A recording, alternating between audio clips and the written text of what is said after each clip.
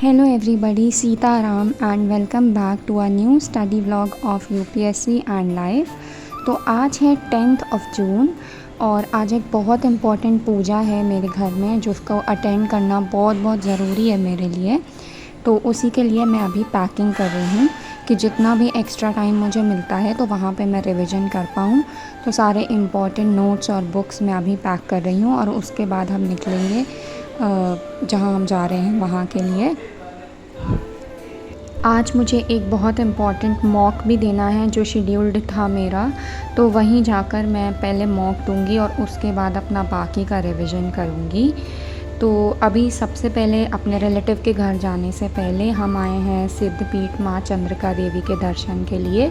जो मेरा व्लॉग बहुत पहले से देख रहे हैं उन्हें पता है कि हम बहुत फ्रीक्वेंटली यहाँ आते रहते हैं और ये शायद मेरा लास्ट विज़िट होगा प्रीलिम से पहले का। तो माता जी की ब्लेसिंग्स लेके अब हम अपने रिलेटिव के घर के लिए जा रहे हैं जहाँ पर पूजा है और वहाँ पर मैं अपना जब भी सेशन करूँगी तो उस क्लिप में मैं आपको इंडिया ईयर बुक के इम्पॉर्टेंट चैप्टर्स भी बता दूँगी, क्योंकि मेरे पास 2-3 कमेंट्स आ चुके हैं कि लास्ट मोमेंट पे कैसे इंडिया ईयर बुक कवर करें।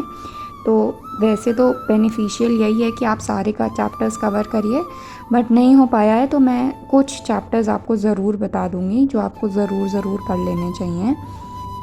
सबसे पहले chapter 3 polity which include some current affairs जैसे कि नेशनल ई विधान एप्लीकेशन और विमेंस रिजर्वेशन, तो आप ये चैप्टर ज़रूर कवर कर लीजिएगा। और चैप्टर 4 डिफेंस, जिसमें कि बहुत सारे एयरक्राफ्ट कैरियर्स और इन सब की बात करी है, सृजन पोर्टल की बात करी है, ऑपरेशंस है ना, जैसे ऑपरेशन समुद्र सेतु, ऑपरेशन सद्भावना। तो चैप्टर 4 डिफेंस भी ज़रूर कवर कर लीजिएगा। चैप्टर 3 और 4 के बाद 5 स्किप कर सकते हैं आप। चैप्टर 6 में है इंडिया एंड द वर्ल्ड। इसमें ना जैसे अभी इंडिया ने G20 होस्ट किया था और SCO की समिट हुई है, CDRI का कोलिशन बना है और बहुत सारे इंटरनेशनल ऑर्गेनाइजेशंस हैं, इन सब के बारे में इंफॉर्मेशन है। तो चैप्टर 6 तो मुझे बहुत ही इंपॉर्टेंट लगता है, तो आप चैप्टर 6 ज़रूर कवर कर लीजिएगा। चैप्टर 10 कॉमर्स में बहुत ज़्यादा कुछ इम्पॉर्टेंट नहीं है, बस आप ना थोड़ी सी इन्फॉर्मेशन देख लीजिएगा कि इंडिया की कौन सी चीज़ के प्रोडक्शन में ग्लोबल रैंक कितनी है। एक्सपोर्ट्स में 18th ग्लोबल रैंक है इंडिया की और इंपोर्ट्स में 9th ग्लोबल रैंक है। तो इस तरह की रैंक्स देख लीजिएगा क्योंकि स्टेटमेंट में UPSC पूछ लेता है। उसके बाद चैप्टर 11 इंडस्ट्री को पूरा पढ़ने की ज़रूरत नहीं है, बट उसमें लास्ट में कुछ मिनरल रिसोर्सेज के बारे में दिया है कि इंडिया में कौन सी जगह पे कौन से मिनरल रिसोर्सेज के रिज़र्व्स हैं। वो एक इम्पॉर्टेंट चीज़ है, तो आप वो ज़रूर पढ़ लीजिएगा। तो अभी तो इंडिया ईयरबुक के कुछ ये इंपॉर्टेंट चैप्टर्स मैंने आपको बता दिए हैं। वैसे अगर मैं देखने चलूँ तो मुझे सब कुछ ही इम्पॉर्टेंट लगता है, बट फिर भी आप इनको एक बार पढ़ लीजिएगा। कोशिश करिए आपको किसी कोचिंग इंस्टीट्यूट का जिस्ट मिल जाए जिससे आप सारे चैप्टर्स कवर कर पाइए, तो वो भी कर सकते हैं आप। ये उनके लिए है जो करना चाहते हैं, जिन्होंने ये कमेंट किया था कि मुझे बता दीजिए इंडिया ईयरबुक के चैप्टर्स। जो नहीं करना चाहते हैं वो उनकी चॉइस है। एक मॉक किया था मैंने और कुछ रिवीजन करके अभी मैं घर वापस आ चुकी हूँ और अब मैं एक मैराथन सेशन करने जा रही हूँ फ़िज़िकल ज्योग्राफी का बाय सुदर्शन गुर्जर सर। ये YouTube पे अवेलेबल है। तो इसमें 6 पार्ट में वीडियोज़ है जिससे पूरी फ़िज़िकल ज्योग्राफी मेरी रिवाइज़ हो जाएगी। तो ये मैराथन मैं ट्राई करूँगी कि आज रात में मैं करके ही उसके बाद सोऊं और साथ साथ मैं अपने नोट्स का रिवीजन करूँगी। सो अराउंड 9:15 के अराउंड मैं ये मैराथन सेशन शुरू करने जा रही हूँ और अब जब बज चुके हैं 11 तब मैंने 3 पार्ट्स इस मैराथन सेशन के कंप्लीट कर लिए हैं आउट ऑफ 6 पार्ट्स। और इम्पॉर्टेंट टॉपिक्स मेरे काफ़ी कुछ कवर हो चुके हैं इन 3 पार्ट्स में। जैसे कि आप देख रहे हैं मैंने पहले पार्ट में अर्थ का इंटीरियर और अर्थ में जितने मेजर एलिमेंट्स प्रेजेंट हैं, बॉडी वेव, सरफेस वेव, डिसकंटिन्यूटीज़, ये सारी पढ़ ली हैं। इसके साथ साथ पार्ट 2 में प्लेट टेक्टोनिक्स, जिससे बहुत क्वेश्चंस आते हैं। प्लेट टेक्टोनिक्स के 3 टाइप्स हैं, वहाँ पर कौन से लैंडफॉर्म्स बनते हैं, और fold mountains, block mountains, ridges, trenches, ये सारा कुछ रिवीजन हो गया है। लिथोस्फेरिक प्लेट वाला सारा रिवीजन। उसके बाद पार्ट 3 में मैंने वोल्केनोज़ के टाइप्स जैसे कि फिशर इरप्शन और सेंट्रल इरप्शन और उनकी विस्कोसिटी और वोल्केनोज़ से जो एक्सट्रूसिव और इंट्रूसिव लैंडफॉर्म्स बनते हैं, इस तरह के सारे इम्पोर्टेंट टॉपिक्स मैराथन सेशन के हेल्प से मेरे कवर हो चुके हैं।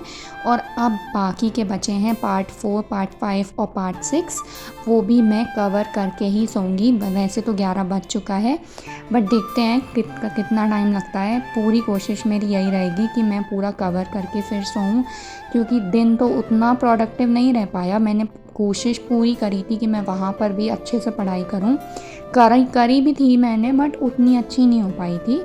तो अब घर आकर अब मैं थोड़ा ज़्यादा अपने आप को पुश करना चाहती हूँ, जिससे मेरा अच्छा खासा टारगेट आज का कंप्लीट हो जाए। तो अब बाकी के पार्ट्स करने में बैठ चुकी हूँ, और जैसे ही मैं ये पार्ट्स ख़त्म करूँगी मैं उसके बाद सोने जाऊँगी, क्योंकि मैं बहुत थक चुकी थी इस टाइम पे। ट्रैवल भी हो गया था, साथ साथ में पूजा भी थी, वहाँ पे थोड़ा सा काम भी था, तो एग्जर्शन भी बहुत हो गया था।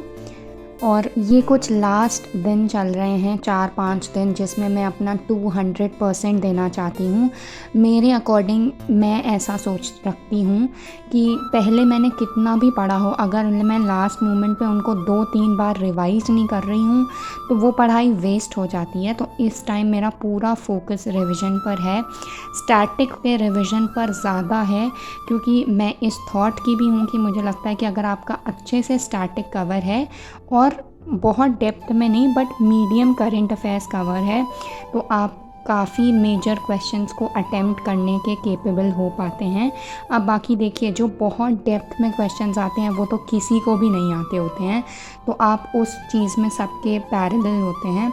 बट अगर आपका स्टैटिक ही कमज़ोर है तो आप बाकी सबसे बहुत पीछे रह जाएंगे, इसलिए स्टैटिक पर फोकस करना बहुत ज़रूरी है। और इसी के साथ साथ रात के 1 बजे के अराउंड मैंने पार्ट 4, पार्ट 5 और पार्ट 6 भी कवर कर लिया है। उसके इम्पॉर्टेंट जैसे एटमॉस्फेयर है, short wave, long waves, temperature inversion से बहुत क्वेश्चंस आते हैं, आइसोबार, आइसोथर्म, क्लाउड्स के टाइप, रेनफॉल के टाइप्स, जिससे बहुत क्वेश्चंस बनते हैं। सारे मेरे फिज़िकल ज्योग्राफी के इम्पॉर्टेंट टॉपिक्स, स्कोरिंग टॉपिक्स जिससे क्वेश्चंस आते हैं, वो कवर हो चुके हैं। फाइनली अब मैं कंटेंटेड सोऊंगी, क्योंकि मुझे सुबह से टेंशन थी कि मेरा थोड़ा सा टाइम वेस्ट हुआ। देखिए, पूजा भी मेरे लिए बहुत ज़रूरी थी, वो मैं नहीं रीज़न बता सकती आप लोग को, बट मेरे लिए बहुत ज़रूरी था जाना। तो इस वजह से थोड़ा सा मुझे टेंशन थी कि मेरी पढ़ाई नहीं हो पाई है, बट रात में सक्सेसफुली मैंने अच्छी पढ़ाई कर ली है। अब मैं उतना गिल्ट फ्री होके सो पाऊँगी। तो ये था मेरा आज का व्लॉग। अब मैं चल रही हूँ सोने। आई होप आप सब की पढ़ाई भी बहुत अच्छे से हो रही होगी। Thank you for watching. जय श्री सीताराम।